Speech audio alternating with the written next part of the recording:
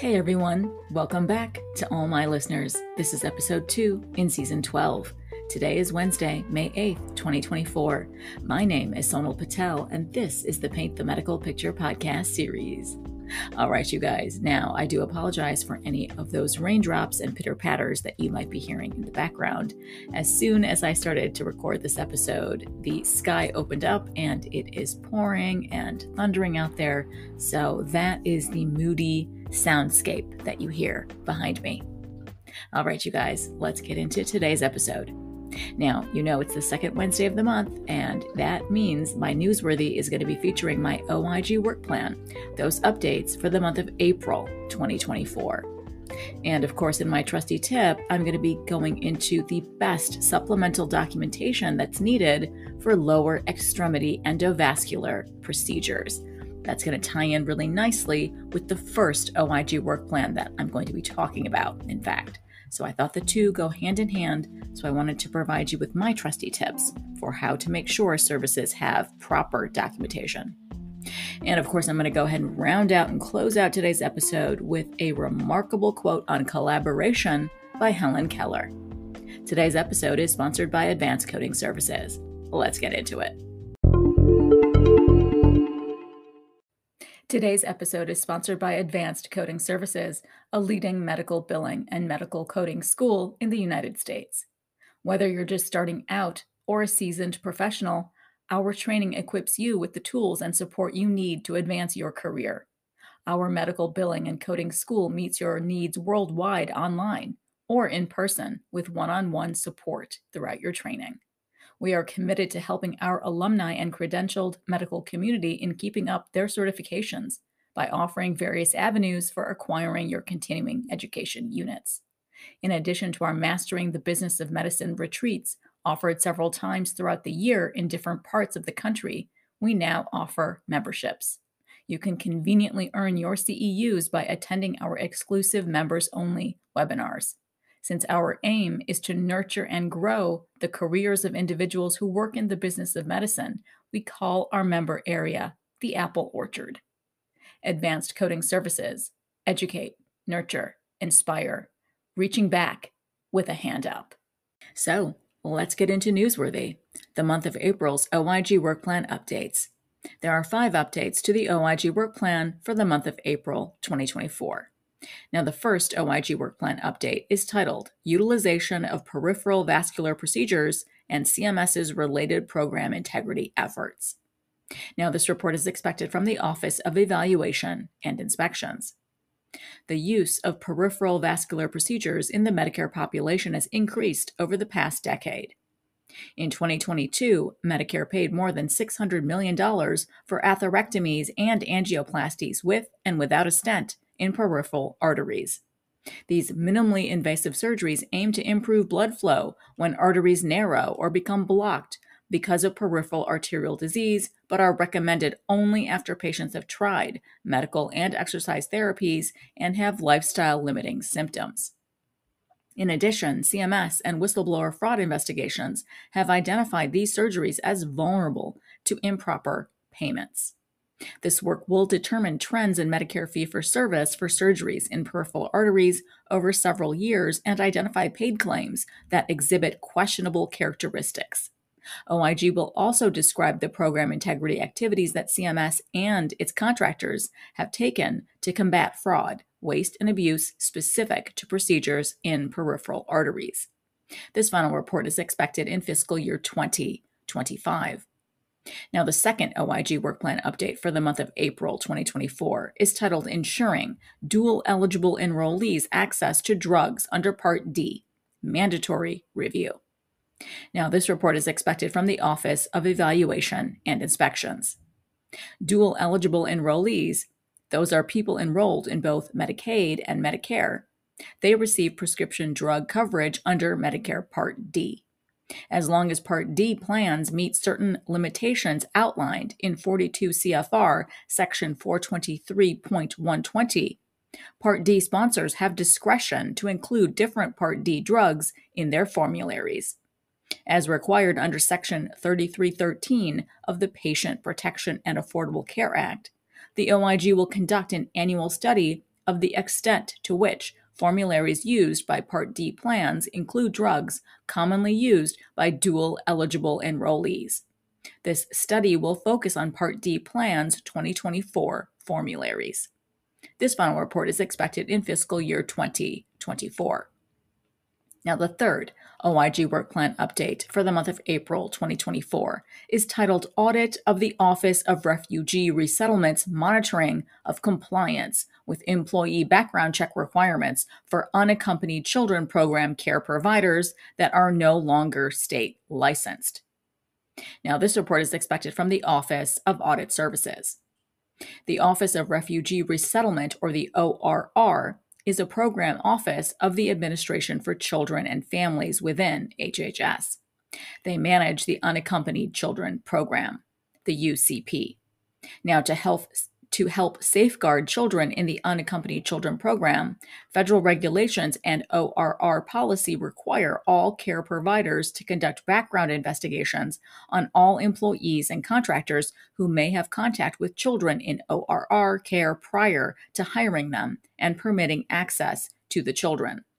The care providers are generally licensed under the laws of their respective state and are monitored by state licensing agencies to ensure compliance with standards of care.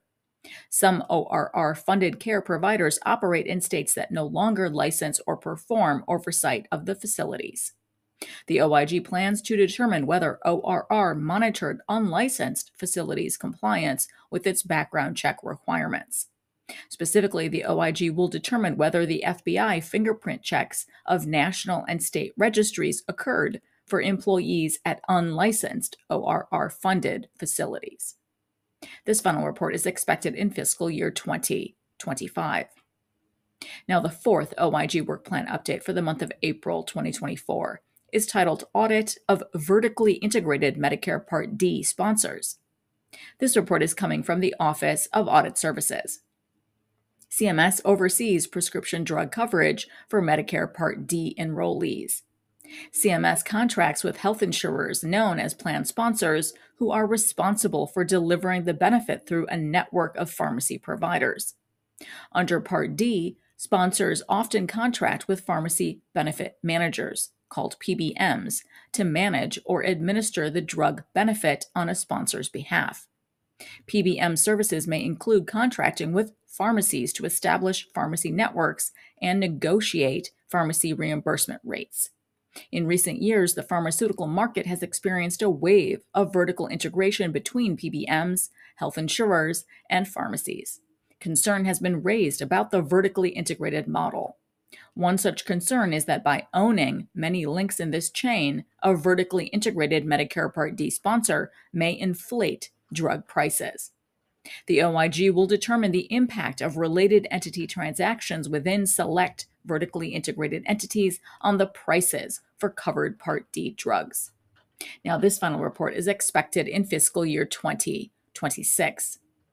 Now, the fifth and final OIG Work Plan update for the month of April 2024 is titled Medicaid Nursing Facility Supplemental Payments. This report is coming from the Office of Audit Services.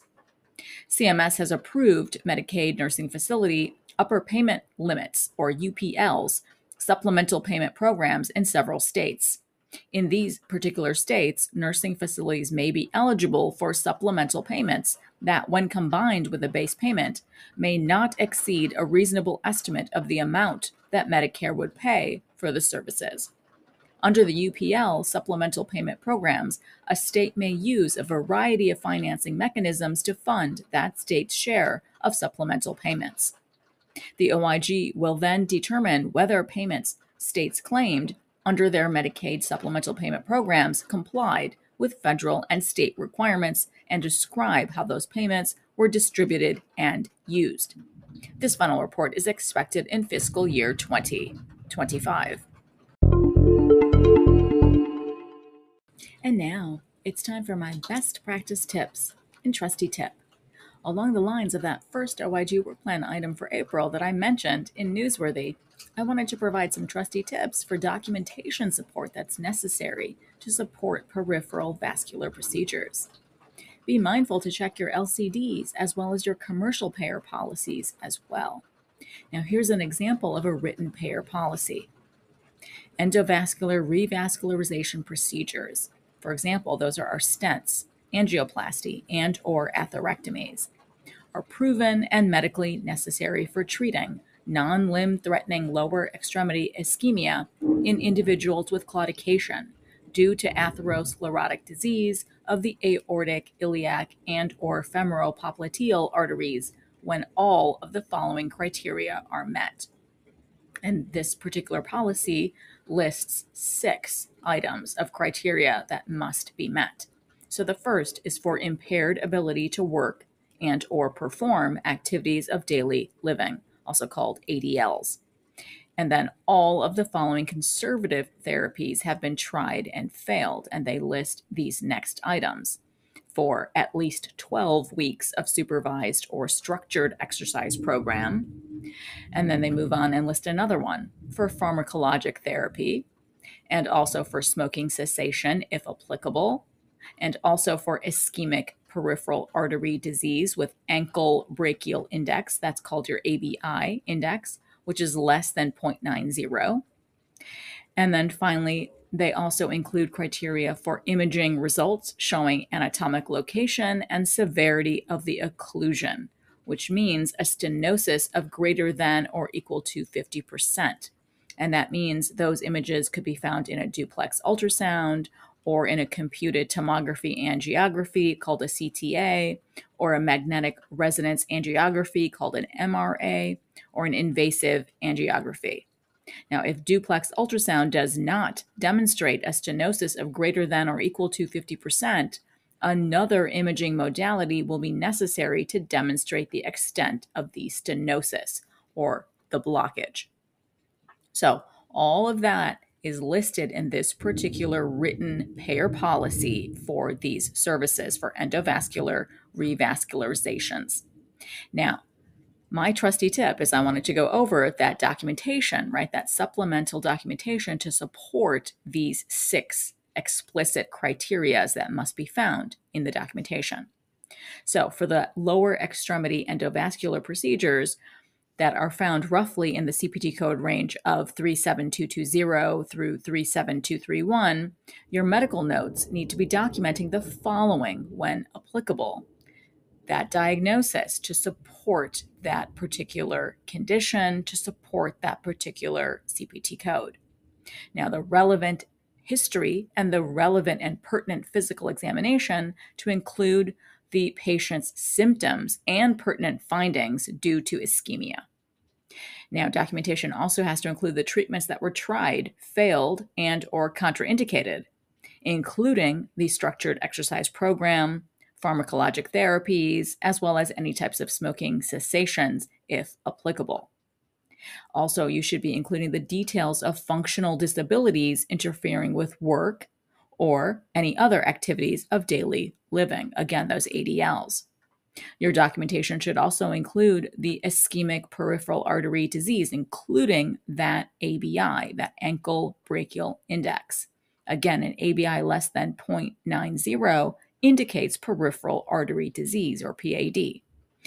Also, you should be including in your supplemental documentation those diagnostic images. Again, those duplex ultrasounds, those computed tomography angiographies, those CTAs, as well as those magnetic resonance angiographies, those MRAs, or any other types of invasive angiographies. And make sure that the supporting report documents the location and severity of the occlusion. Now, all of this supplemental documentation is required to support the medical necessity for these types of invasive procedures, and most definitely in any sort of a post-payment audit situation. And finally, I focus Season 12 Spark on collaboration. I want this 12th season Spark to be filled with our world's thought leaders, writers, artists, philosophers, everyone who inspires the need for collaboration. So, in this week's inspiring quote in Spark is from Helen Keller. Alone, we can do so little. Together, we can do so much. So very true, right? This quote reminds us that working together matters, This quote encourages us to foster collaboration to drive impact. This quote inspires us to continue creating a meaningful legacy with the support of others. I'm happy Helen Keller's spark still burns brightly in all of us today. So that wraps up today's episode, and as always, I appreciate you all diving into today with me. If you want more information from me, please go ahead and follow me on LinkedIn. I'll leave links to everything in the show notes below. Now, remember you guys to catch my LinkedIn Live broadcast this coming Friday for my latest episode of Compliance Capers with my good friend and colleague, Betty Hovey. We're going to be continuing the month of May on corporate integrity agreements. This week, we're going to be focusing on a CIA involving an oncology practice. Now, don't forget, it's also going to be on my YouTube channel for Paint the Medical Picture, so you can always see the full video versions there. Now, this Sunday is Mother's Day, so make sure you celebrate your moms or honor her in any way that you can, or simply remember her if you've lost her somewhere on your life's journey. Now, I wish you guys all an amazing and very, very happy week ahead. Thank you all so much for listening on today's episode, and I hope every week with me brings you closer to helping your providers paint a masterpiece. See you next Wednesday.